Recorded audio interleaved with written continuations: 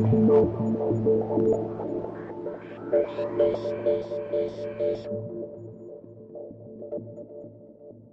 and welcome back to the Awakening Philosophy podcast, where we explore what philosophy is, why we should care about philosophy, why it's important for us, how philosophy can make our lives better, and how exactly we take part in that philosophical quest. We've been exploring why it's the archetype for the hero's journey, why it's the archetype for the true adventurer, and what is involved in taking that adventure. What is the equivalent to a sword and shield?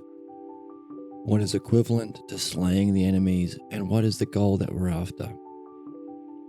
Something that we are using Plato's Parmenides, a text written about conversation between a young Socrates and his teacher Parmenides.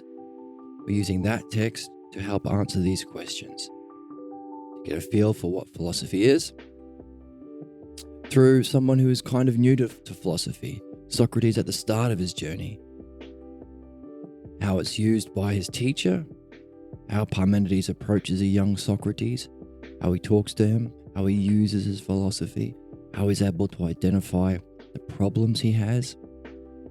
We've been talking about how those same problems Socrates has, we have. They are universal. They are human problems. They are as true today as they were then. But what we're also seeing is these problems are understandable and solvable. That's the great thing about philosophy. It's a rational, understandable method to solving our problems and personal and spiritual development, the climbing of the path out of the cave of ignorance into the real world of being. We've been seeing how being is the fundamental thing, the fundamental distinction between Platonic philosophy, or what we might be calling the philosophy, singular, and the many philosophies, or a philosophy that you might come across. Difference between a philosophy or human opinions and truth. What makes the difference? The realm of being. And we've been seeing in Plato's Parmenides how Socrates is struggling with what exactly is this realm of being and how can there be many different ideas in them. The Greek word idea means to behold. How can there be these graspable, separate, different ideas or ideas? We can use either word. Within the realm of being, if they seem to be opposite to each other, how can they all be a oneness? If being is a oneness, an eternal, immortal oneness, the preconditions for our physical world, how can there be separate ideas like likeness and unlikeness if they seem to be opposed to each other? Socrates saw it's not hard to see it in the physical world. I'm unlike you in that I'm a different person, but I'm like you in that I'm human. So at the same time, I participate in likeness and unlikeness. Two basic primary principles that all things participate in. But that's not interesting. I'm not interested in the physical world. I'm interested in the realm of being. This can be a big jump for people.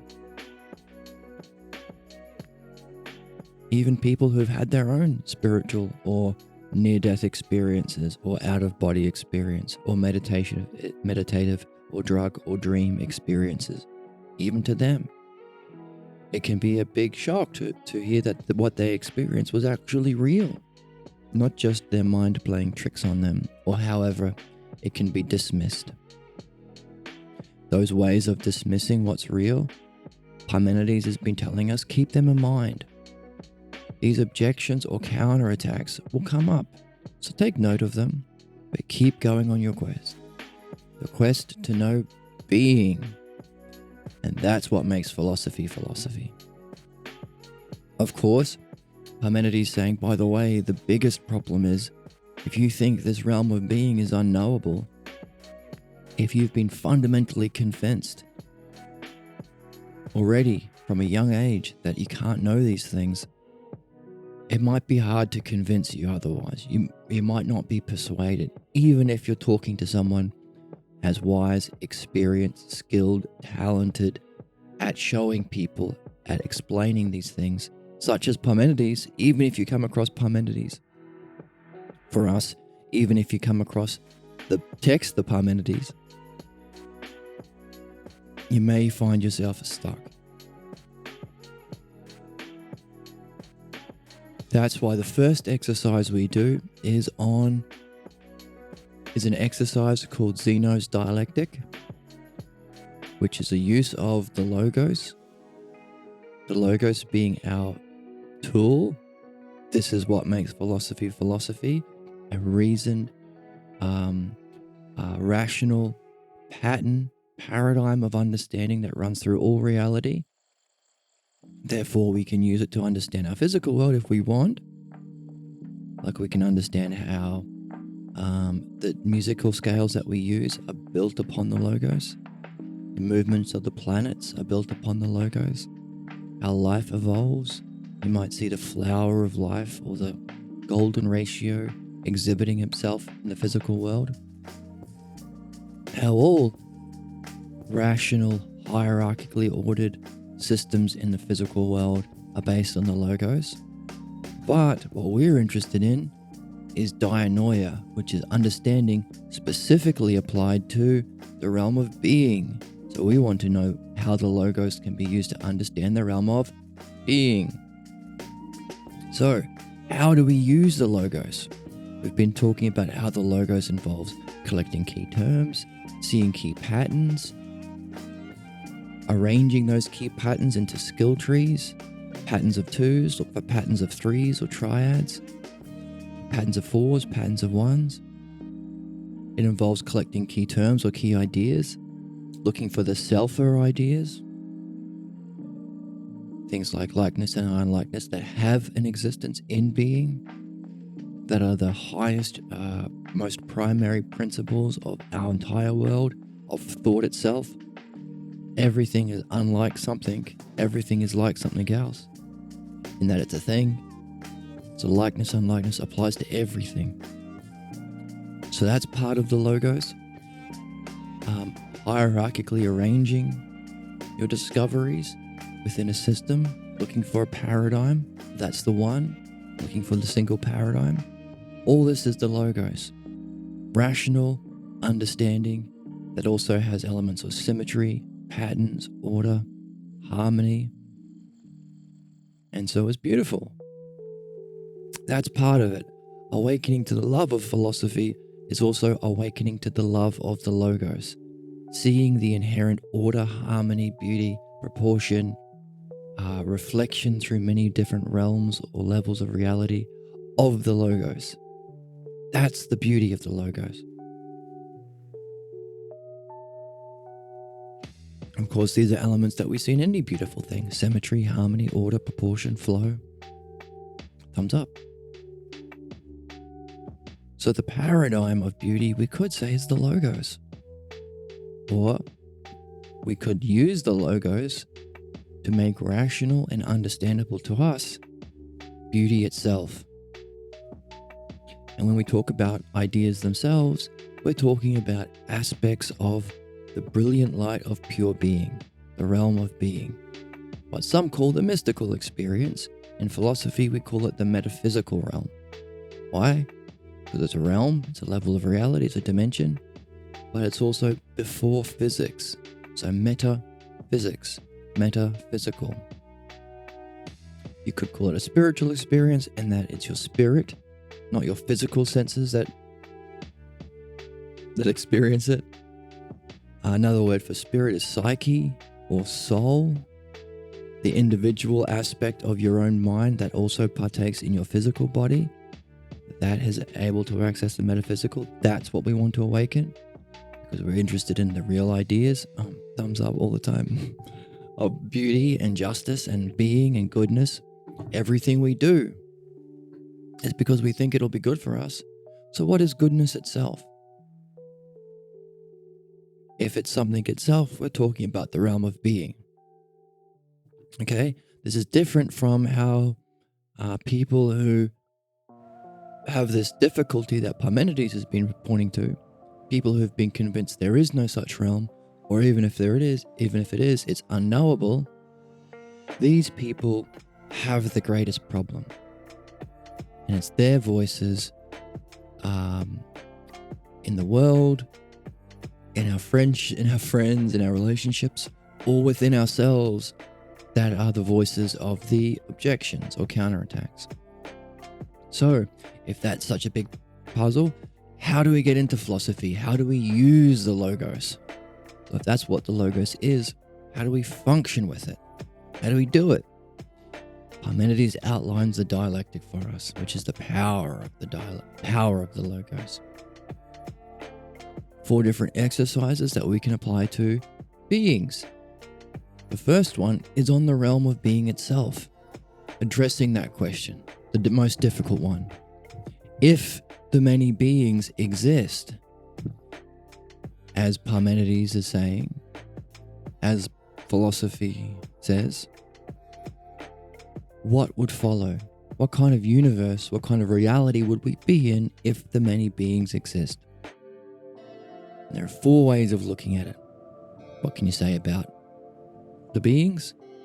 What can you say about how they would affect us, or reality, or its cause, the one? What can you say about us having been affected by the real beings? And then how can we relate back to the real beings? 4 ways of completely exhausting an understanding of a particular topic. That's the dialectic. When applied to the realms of being, it's dianoia, a Greek word for understanding with a capital U. What does that do for us?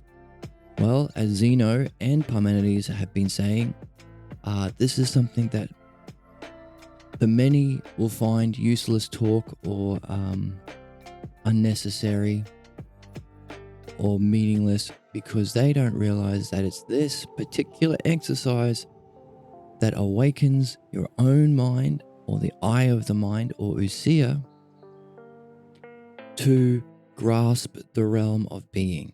It's only through this activity, says Parmenides, that you can grasp the truth about reality, the truth about being. You'll be led to grasp the ideas. So, what does it do for us? What does the dialectic do for us? 2 things. So if you can understand philosophy with one thing, it would be logos.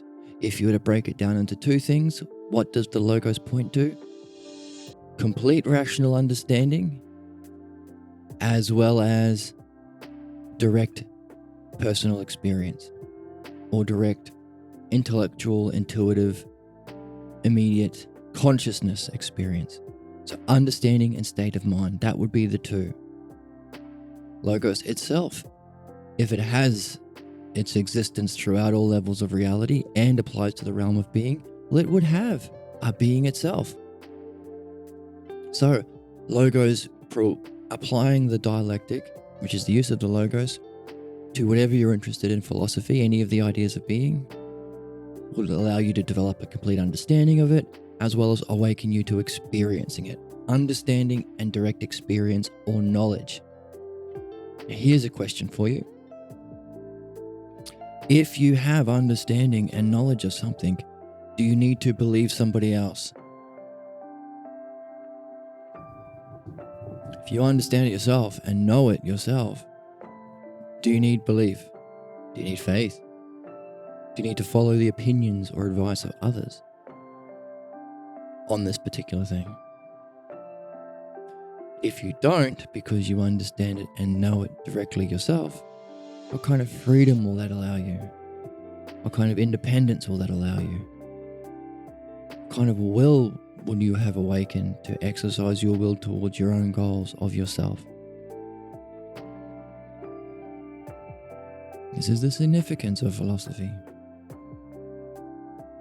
Now, that's all well and good. That's all very exciting. That's all very meaningful. We can see the implications in our own life, in applying the logos through the dialectic to understanding the cause and freeing ourselves from our problems, escaping fate, but also applying it to the higher ideas, which is awakening us to the personal development or spiritual quest for apprehending true being, truth. What's the truth about this reality we find ourselves in? Can I understand it? And can I verify my understanding directly through knowledge? Yes, that's the dialectic applied to our higher destiny. So applied to the lower, our problems. We're not really getting into that yet, although we have seen Parmenides identify and bring to the surface one of the problems Socrates has, which was he thought the ideas might just refer to concepts, just thoughts. They don't have their own being. It's a problem many of us can probably relate to. So, you can apply the logos. So if there's logos as one, look at it in terms of two things: understanding and direct experience or state of mind or knowing. Break it down into three, applying it to addressing our problems, freeing ourselves from our problems, applying it to or freeing ourselves from our fate, our repeating cycles of failure that we don't seem to get out of no matter how much we try, applying it to our highest goals, finding our destiny, and the third thing in between the both, mythology, representing those principles with stories, with heroes, with characters relevant to you or making your own as a way of remembering and communicating them. That's mythology. So that would be the three. What would be the four? Well, the four categories. Self to self, self to other, other to other, other to self. What are they? What can you say about the subject itself? Self itself. What can you say about that self affecting another? How does the logos relate to us? Or how does if you want to pick a different topic, how does the logos relate to being? Let's pick us, so self to other. How do these others, us, then relate to each other? Others to others, having been affected by the logos. And then how do we, after having gone through that process, turn around and relate back to the logos, to the subject? Right? We see this as a rational, systematic, hierarchically arranged pattern, and it finishes with ousia. What's ousia? That's the Greek word that we're introducing into English that means being. It's the nature of the beings, but it also means to turn around upon yourself and know yourself. So we turn about at the end of the dialectic upon itself to the start. And what are we applying it to? All of the ideas. And Parmenides says, keep in mind that all of these ideas are of self. They're of the self. Somehow, being is a reflection or an image or a projection or a shadow of the self. You're learning about the self. So not only are we turning about upon the subject of the dialectic, in that activity, we're turning about and reflecting upon ourselves. The highest level of integrity, the highest use of what we have at our disposal, our intellect. And if the realm of being has its existence, well, it's not physical, right? It's before physical, so it can't be physical. It doesn't have a physical form, being. Then how do these ideas have their existence in the realm of mind? Ousia. It's how they maintain their selfhood. So we are being most like the realm of being through this exercise. So we're participating in some special way of likeness and ousia,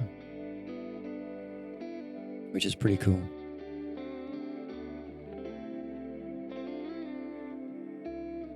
So, it's a rational philosophical quest. Plato, who wrote this book, also started the first universities of the West in Athens, called the Academy. So not only is it the Western spiritual tradition, it's also our intellectual tradition. He talked about how there was the counterattack, and we left We left education as a preparation of the student's soul to directly apprehend true being, to know for himself the nature of reality and all of the ideas our world is based on. We left that to make it Socrates' problem, or the counterattack, which is the physical world only. That's the Latin or modern or European tradition, where you can't know things themselves. All you can do is have opinions and perspectives. And how do you know what's true? You fight, you start wars, you oppress people. How is that way of philosophy, anti-philosophy, communicated? Arguments. How do many popular philosophers on YouTube, how do they express themselves? They fight, they argue, they make their opponent feel bad. They make them feel like they can't participate because they haven't read all the fancy books they've read. Well, screw that. If philosophy is the human quest for all humans to participate in self-reflection, to know and understand themselves at the highest level, if you're saying you can't do it unless you've read all the books you've read, you're being a jerk. True philosophy is not exclusionary. It's inclusive. Wherever you're on, you can start reflecting. You don't have to be smart. You don't have to read all these books. There are 1 billion books. That's an illogical argument. Why? Well, even if you say, well, I've read Kant, and unless you've read Kant, you're not a philosopher. Well, how many books have you read by Kant? All of them? How many times there's a Chinese saying, to really understand a book, you have to have read it 100 times. Can you say you've read Kant's books 100 times each? That would take lifetimes. But then I could come along and say, well, if you haven't read Hegel, then you're not really a philosopher, so screw you. This is the kind of rhetorical or debating techniques employed by modern philosophy. It distances people, it excludes people. You see that a lot of philosophers who talk in the modern tradition, they don't really come together. And their videos or their lectures or their dialogues, they end up agreeing to disagree at the end. And now how does it express that itself in society? Well, if you have two countries who can't agree what justice is or what goodness is, or how to cohabit with reality or their planet, what do? They kill each other. They slaughter and murder each other. Because how else will you prove what's true? Other than there are more people believing my opinion. So that's the realm of belief. Safety in numbers, right? Make the whole world Mormon, make the whole world Christian, make the whole world Muslim, make the whole world Jewish, whatever it is. Make everyone happen to have the same belief, and that will be our standard for truth. Just pick any belief. This is what philosophy isn't, right? What philosophy is the positive, which is understanding and knowing, different from opinions and belief. Two different categories, right? What makes it different? Well, it's inclusive. If there is the logos, then it's true for all. Everyone can play. Everyone can be a hero. Whatever level you're at. Why? Because that's why we're here. That's what it means to be human. We've evolved to the level where we have intellect or nous, where we can have understanding or dianoia, and we can discover the logos, then apply it to ourselves and awaken ousia. That just happens to be the level of development that humans are at right now. So everyone can play. So, how does that differ from debate or fighting? Or what's the purpose of debate? To give the appearance of knowledge. If knowledge is apprehension of true being and experienced as the brilliant light or divine light, or bliss or complete knowingness of self, if that is a direct, profound, highest experience possible, but someone in modern tradition or Stoic philosophy. Stoic just means take out being from philosophy. So the Stoic people use the same terms, courage, wisdom, but they don't apply it to this. So what's their idea of knowledge? Because belief doesn't have a feeling like knowledge does. Well, what's in the physical world? Physical appearances. Have the appearance of knowing. To appear smart and wise. That's kind of what a debate's about, right? You win. Of course, someone with true knowledge wouldn't want to make someone lose, wouldn't want to exclude. It's a shadow, it's the negative shadow of true knowing. And what happens in that realm if there's no feeling attached to that appearance of knowing? If you remove metaphysics from humanity, from our discourse, from our education, from our spirituality, from all of our daily exercises, no matter what we're doing, hey, even if you're playing sports or playing video games, you're playing sports, you are looking for what's the excellence in which I can do it? How can I express the self most fully? Or if you're making a video game, how can you use this as a mythology, as a characterized representation of what is most important in the realm of being? Excellence. Apply that to whatever you're doing. How does this reflect the self? Ousia. Apply that to whatever you're doing.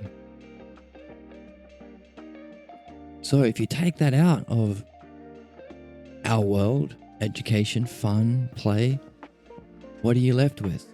Well, only our goal, because our soul seeks knowing. It's the human quest for destiny, so it's in us. We're still going to seek knowing, only we're going to be very limited if we can't access being. So what are we left accessing? Appearances. People are trying to convince themselves that they're wise, or convince themselves that they're knowing. Convince others is, hey, get a lot of people to believe that maybe it becomes true.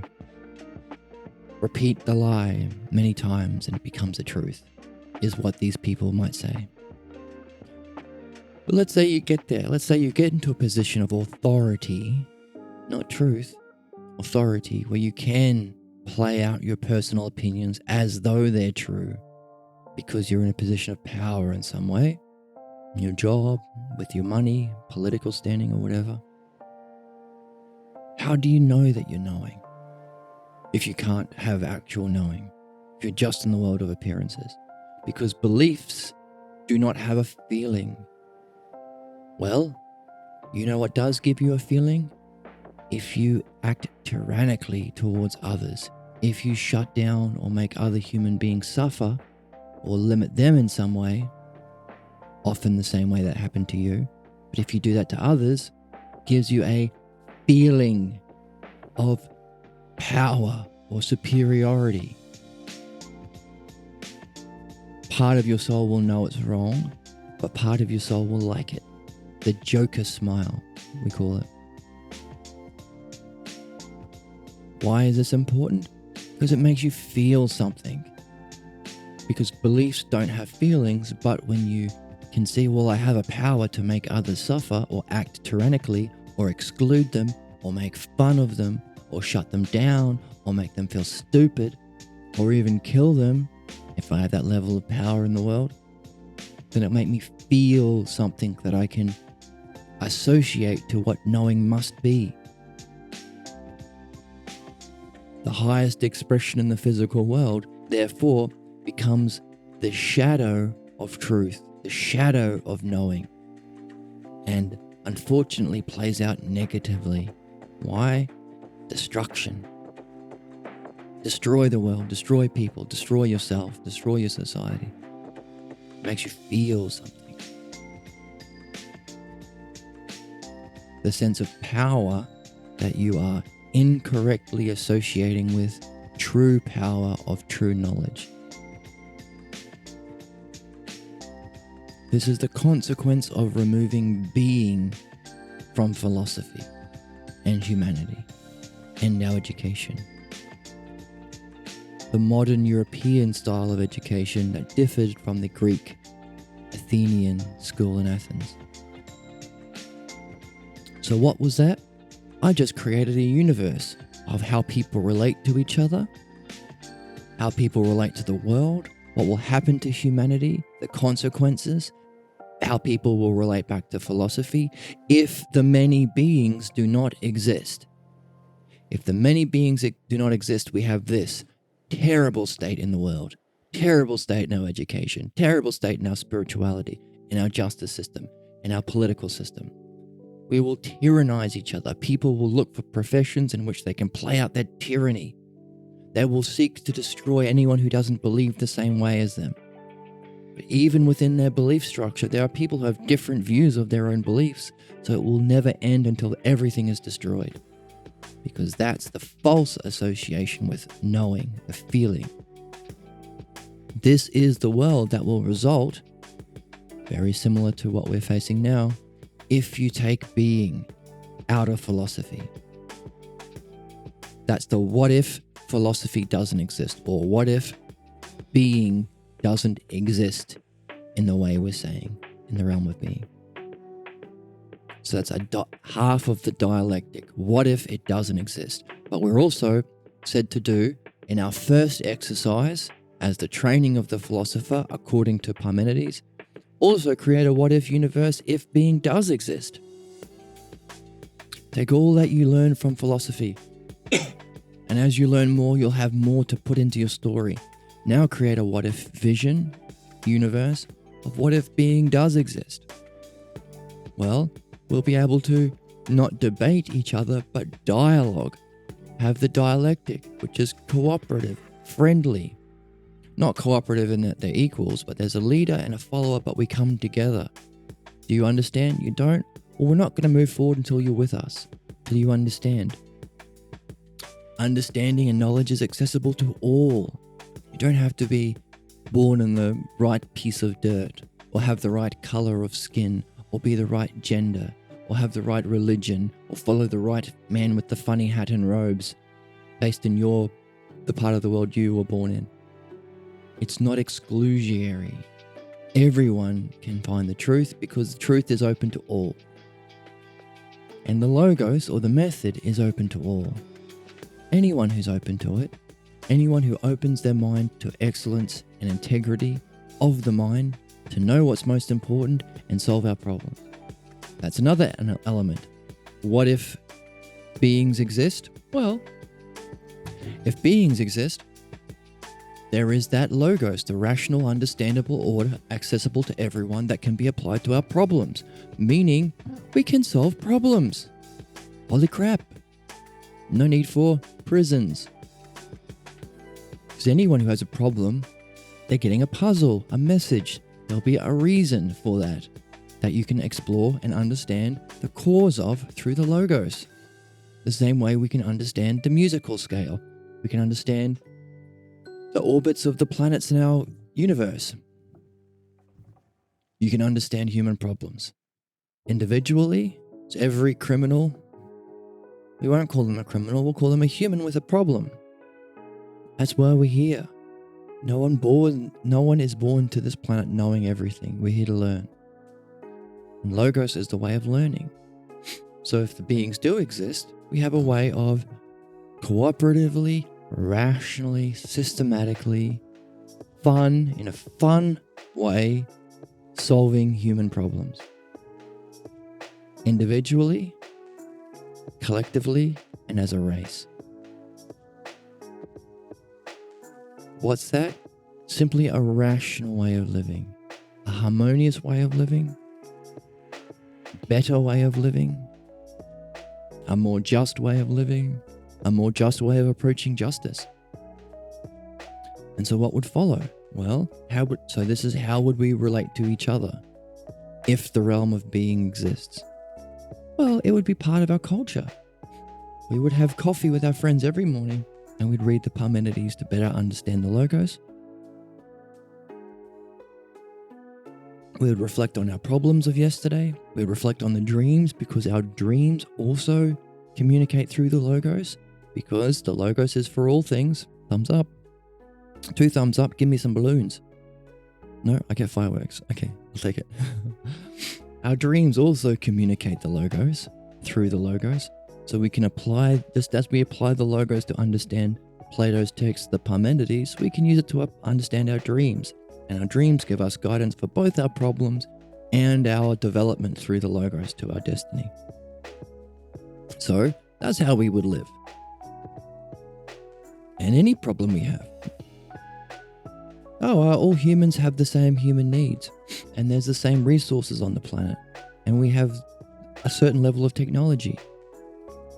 Well, how would the logos address that? Simply, well, how could you use the technology available to most efficiently, sustainably, renewably match those to the human needs on the planet such that we're all free from having to work for the profit of others in a system that is entirely inefficient and wasteful. Right? We know our system's irrational. We know we throw millions of tons of food into the ocean every day because it keeps the prices high. We know there's exploitation and child labor and, prison labor and exploitations of humans simply for the profit of certain individuals, but not for the many, not for the collective. We know this. And we know that there's something called externalities of production, where we'd know no balloons for that. No balloons. Sad for externalities of production, because that's an economic term that means, how can I not pay for pollution? How can I pollute and not have to pay for it? How can I exploit the planet and destroy it, turn the planet into a fiery trash pit and make everyone suffer so that I can profit? That's built into capitalism. I mean, that's just it's one of the most first, like if you do Economics 101, you will learn externalities of production. Make others pay for it so I can profit. The same thing with labor. How can I profit? How can I get other people to spend their life doing things that benefit me personally and will not benefit them? So in a world where there is philosophy, one of the things we're interested in is benefit. Why? Because the good is in the realm of being. And you can't use fancy words to say, well, it's actually good for these workers to be, these children to be in the mines getting coal for me, because it teaches them good work ethic. And Jesus said, a working child is a good child. And Jesus said, thou must be covered in coal dust with miner's lung to get into heaven. Yes, so it's good what I'm doing to exploit them. We won't have these kind of arguments based on false, shitty opinions in order to justify exploitation, because we will have a rational way of understanding the good. The good for everyone, even the person exploiting others who thinks they're acting for their good is actually harming them. They would much rather enjoy a world in which everyone was free to pursue truth, and they wouldn't have to live in fear of being eaten or the eventual revolution that will come to overthrow the oppressors. They won't have to fear that. They won't have to be different. They won't have to feel separate from their society. The misery that comes from being alone at the top. And the benefits they will receive or they will enjoy from a society that's rational and harmonious, in which everyone is free, will far outweigh whatever trinkets that they will benefit from in their hedonism using their billions of dollars. So even the wealthy have problems. Even those who are most exploitative have human problems that can be rationally understood and addressed through the logos. No one is excluded. All people can benefit. And that's why we're here. So what would be the universe if the beings existed? If there is a universal, understandable, knowable truth of the logos that can be apprehended in an eternal, deathless realm of logos, of pure being, well, we would be united. We would have a group We could still have a group we would call humanity, but everyone would be involved. You could still have hierarchical arrangements. Oh, yay, balloons for that. But the hierarchical arrangement would be based on your level of personal development, and we'd all want the best for everyone. We would not benefit by making others suffer. We wouldn't win by making others lose like we have in competitive systems. Everyone wins as we all level up, and every new human is here to learn something so that they can level up. Otherwise they wouldn't be here. So, a more harmonious, a more rational, a more supportive world, where we understand exactly what it means to be better, exactly what the good is, exactly what benefit is. We would understand the process. We could recognize the levels of development. So the world would stick around, the human race wouldn't kill itself, we wouldn't go extinct, but also we would be free from work to do the real work. All of these fantasies, well, if people weren't in the coal mines making delicious profits for me and my shareholder buddies, then they would be terrible people. They would waste their lives. Bollocks. We would be free to do this. We'd be free to do philosophy.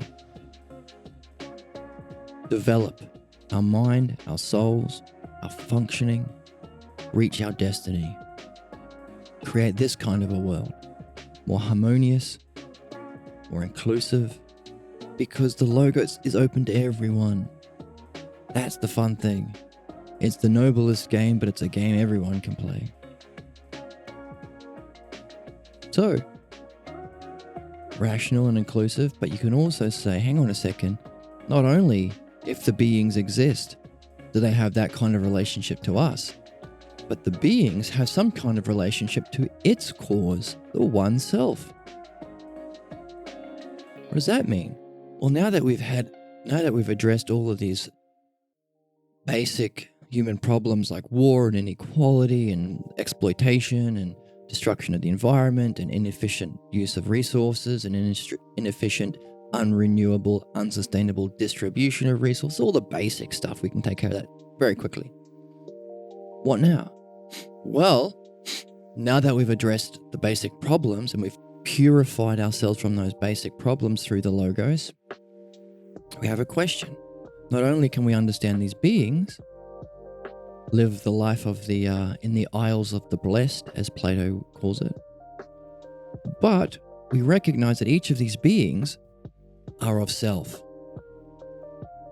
What does that mean? Each of these beings let us know something about the true nature of self, which is beyond even being. So those are the three levels that Parmenides says we have to keep in mind as we exercise ourselves in the dialectic. Number one, the problems, the objections, the counterattacks. If the beings exist, we can solve those. Number two, beings themselves, use of our time,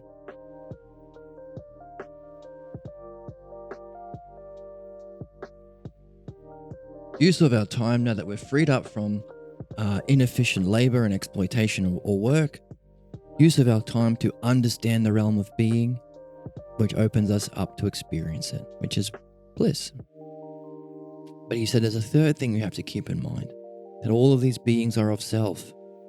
So even when we reach that, humanity and individuals can ask ourselves the big question, the main question, the big papa. Big papa question number one, numero uno, Ichiban question, which is, what is the One-Self? What, after all that, is the One-Self?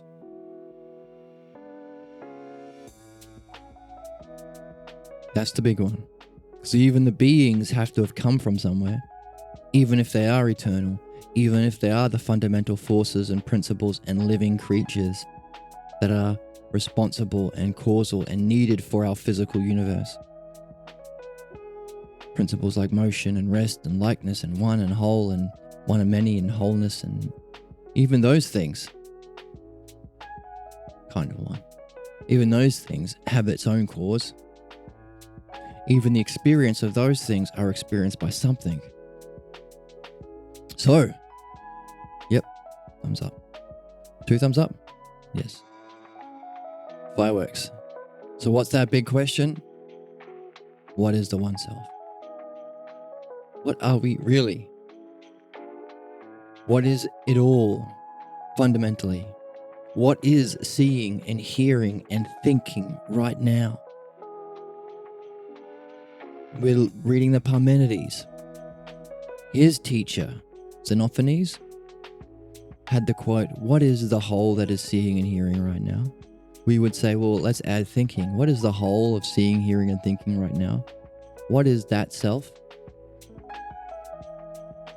So, our dialectic on the beings, if they exist. If it doesn't exist, we have the horrible world with all the problems we're suffering from right now. In the modern or Roman or Latin tradition, European tradition, which doesn't have the word the, which points to the realm of the beauty, the justice, which is being. So that would be the what if it doesn't exist, and what if it does exist? We would have that more harmonious, rational, ordered, kind, peaceful, beautiful world. But also we would have this final question, now that all those things have been taken care of. What, after all, that is the one self? What is it really? What really is? And by is, I mean beyond even pure existence. That question is the destiny of man. And that's the question we're on in Parmenides' Dialectic right now. His philosophy, he's making it from himself, and it's of that one self. It's answering that question. That's his first hypothesis.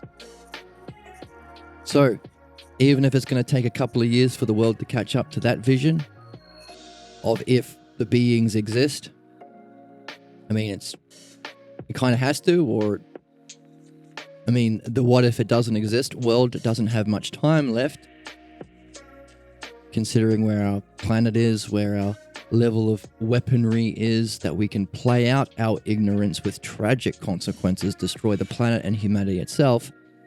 And we're seeing that happen all over the world in little pieces, but it doesn't have much time left until it has to do the what if the beings do exist. That the wisest of men, Parmenides and Socrates and Xenophanes, and Plato have been talking about for thousands of years. But hey, they left us something so we can figure it out for ourselves. So that's good. And that's what we're into. So far, in answer to that question, what is the one self? Parmenides is answering it. In answering it, he's answering it in that systematic way that we call the dialectic.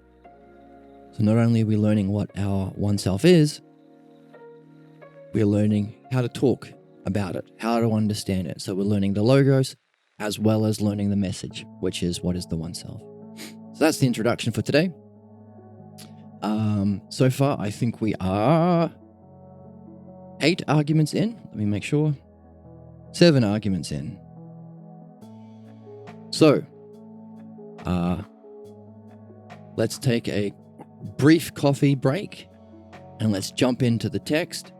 First, we're going to start by recapping the 7 arguments about that question, the ultimate question, the human destiny question that we would all be asking every day. Every day, the first thing we ask when we wake up, to our family, to our loved ones, the first thing we ask when we get to school, the first thing we won't really need much work anymore, but even if we are working a couple of hours a week, first thing we ask when we get to work, what is the one self, really? That is the great question we need to be asking if we are true adventurers, and being an adventurer is to be on a quest, and to be on a quest is to have a question. And if this is the highest possible question, the most impactful question, the question that will lead us the greatest, that'll be the question we want to keep on our minds at all times. And this is the question that Parmenides teaches and often have. What is the whole that's seeing, hearing, and thinking? Well, you could say, is it the whole of God? What is God? What is the mind? What is the one self right now that is seeing, hearing, and thinking? That question. We're in it. We're asking it, thankfully. Wow, the best thing we can do. We say, Wow. Wow. Wow. Wow. Owen Wilson says, Wow. wow. So we're 7 arguments in, so we've seen a few things about what that is, and we've seen a few things about how we would talk about it, how we would understand it, the dialectic. So we're going to have a quick break where I can get some coffee, and then we're going to jump in. Stick around.